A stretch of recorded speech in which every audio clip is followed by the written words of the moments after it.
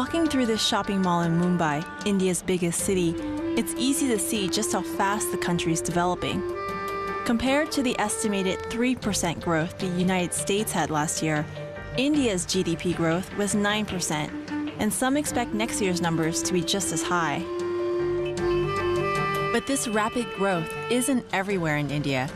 Directly across the street from this crowded mall was a much different type of neighborhood. And on this side of the street, we saw all of these kind of set up shacks where people basically live.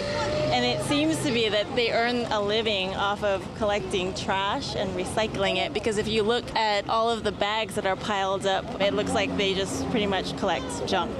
Can I come inside? Yeah, okay. How many people live in this home? Yes. Seven. This man told me he earned 3,000 rupees a month, which is about $73 US. So if you look around, you'll see that the shelter is made up of a bunch of different materials.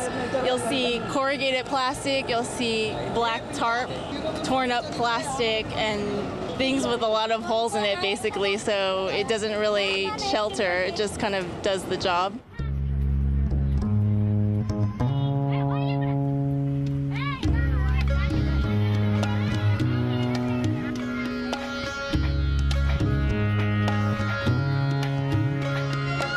If you look just across the way, across the water here, people seem to have set up permanent housing, and you'll see that the piles of trash are much larger.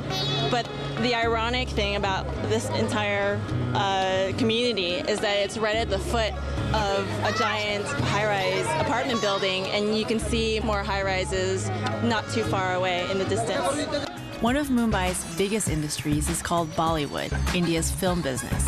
Its movies are seen all over the developing world, and it creates a glamorous social life for Mumbai.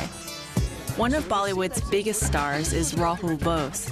He also does humanitarian work and speaks out about social awareness. The most important thing to remember is that there is no one India. The social tension, the economic disparities, and the cultural division has never been greater in our history.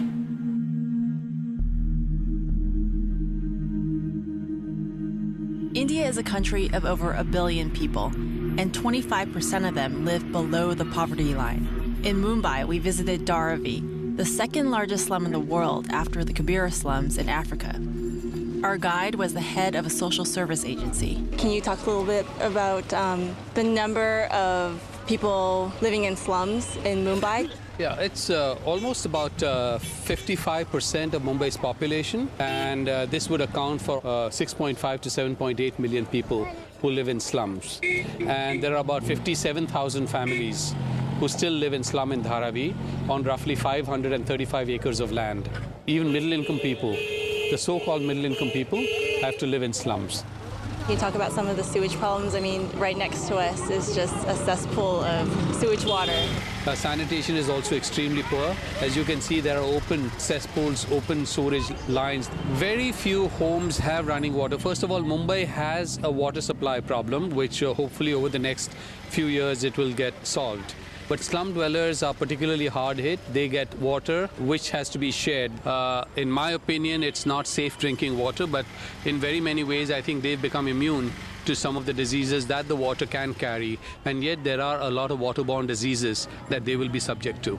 When people think of slums, they don't really think of business, economy, or any type of income generation or way to make a living, but that's not the case here, is it? No, in fact, when you go around, you'll find there's a tremendously thriving economy in Dharavi. They're generating in the region of almost about $700 million worth of economy in Dharavi. One of the government's main goals is to make India slum-free by the year 2020. One way it's trying to do that is by creating alternate housing for slum residents. These buildings are all housing developments that have been put up to house people who once lived in slums, but this is now their permanent home. And we're actually going to visit a resident who lives here. This woman had lived in a slum for 35 years until she moved here. And if you look out this window, You can see a slum, and that's the same slum that this woman lived in before she moved here. Can she tell us how living here is different from living over there? क्या क्या फ़र्क आपको मालूम पड़ा है यहाँ पे आकर रहने से? मेरे में अच्छा है, तकलीफ नहीं है, पड़ोसी के कुछ नहीं है, आराम के साथ है, पानी में सब कुछ ठीक है. It's convenient. She doesn't have wrangles with the neighbors.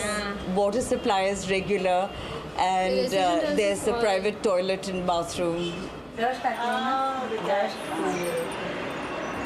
Did she have a TV in the slum? Bandre का बाड़ी में टीवी था घर में? Yes, absolutely.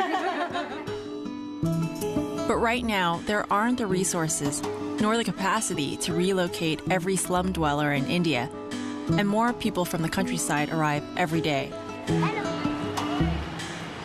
These are not very different from the people who migrate to countries like United States from other parts of the world.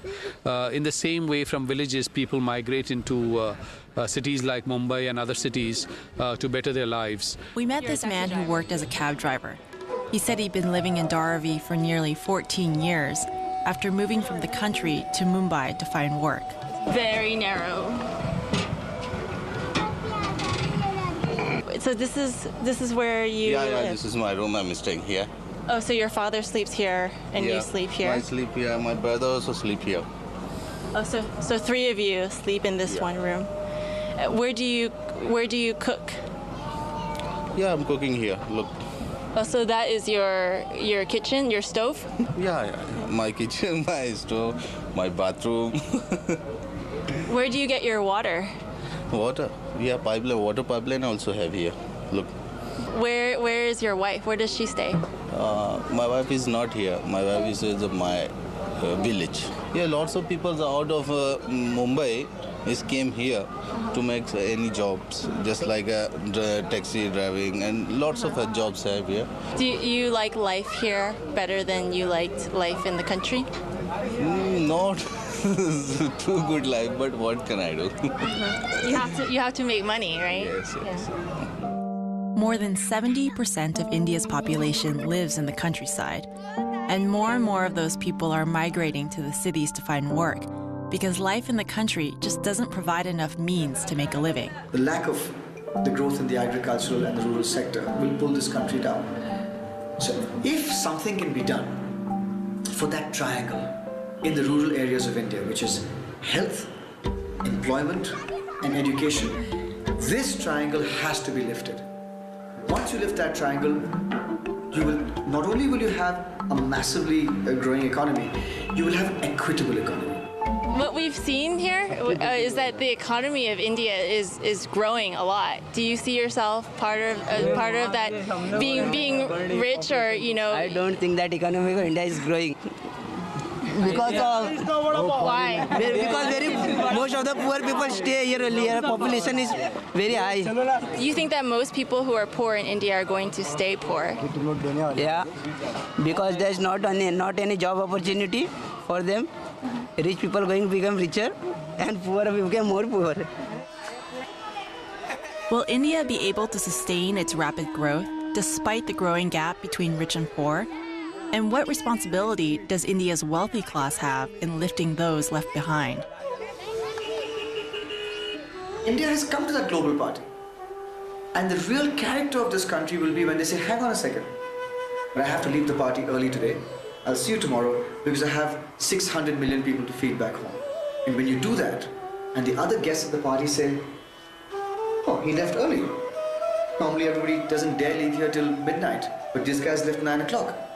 He's gone back to feed 600 million people. It's a pretty cool thing to do. Maybe we should all do that.